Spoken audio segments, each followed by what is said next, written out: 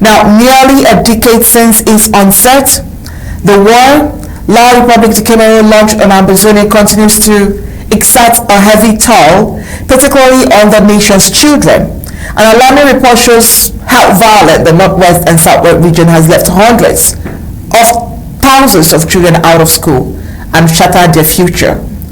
The numbers paint a stark picture since October 2016.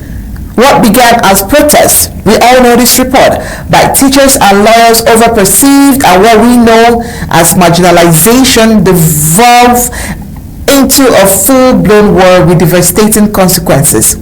In 2025 alone, an estimated 488,000 children across the Savannah, Midland, and Atlantic zones, that's roughly 25% of all children aged 3 to 17, are unable to attend schools. The violence has forced the closure of approximately 2,000 schools, representing a staggering 41% of all educational institutions in the country.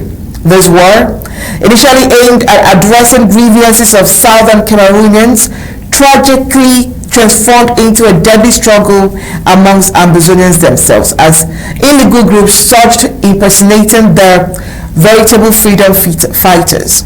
Often, they have approached the population to gain their trust before later on carrying out their atrocious acts.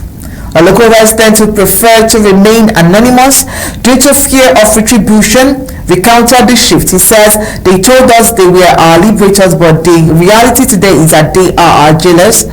They have been terrorizing our people."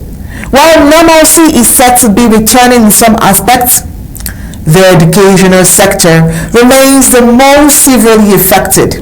The long-term implications for this generation of children are profound. Critics believe that this undermines the very foundation of the communities.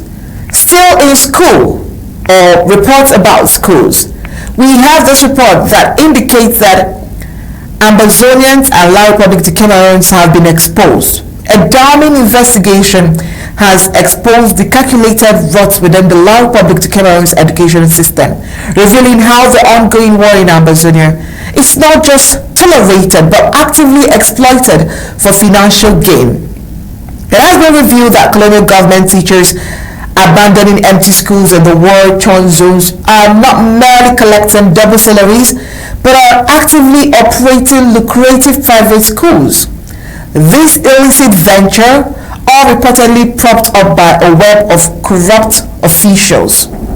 And so as thousands of schools in Ambazonians lie desolate, shattering the very future of the entire generation of children trapped in the crossfire, La Republic de Cameroon is busy milking funds. A growing number of state-employed teachers have conveniently relocated to neighboring French-speaking territories, setting up private for-profit schools for displaced students. What appears to be a chaotic adaptation is in reality a meticulously designed scam that thrives on the displacement and raw desperation of the southern Cameroon's populace.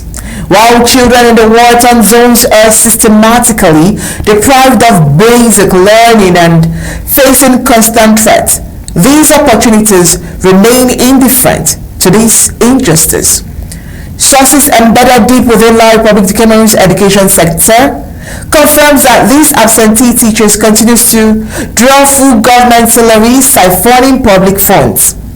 This massive theft is openly facilitated by explicit backdoor arrangements with complicit colonial divisional delegates and inspectors. One teacher operating a private establishment in Bafoussam detailed the extortion racket he admits to handling over a significant cut of his monthly government pay to his inspector. This bribe, initially 20%, has grossly inflated to nearly 50% over 8 years. His justification, he insists that without his first certification of my presence at school, his salary would be suspended.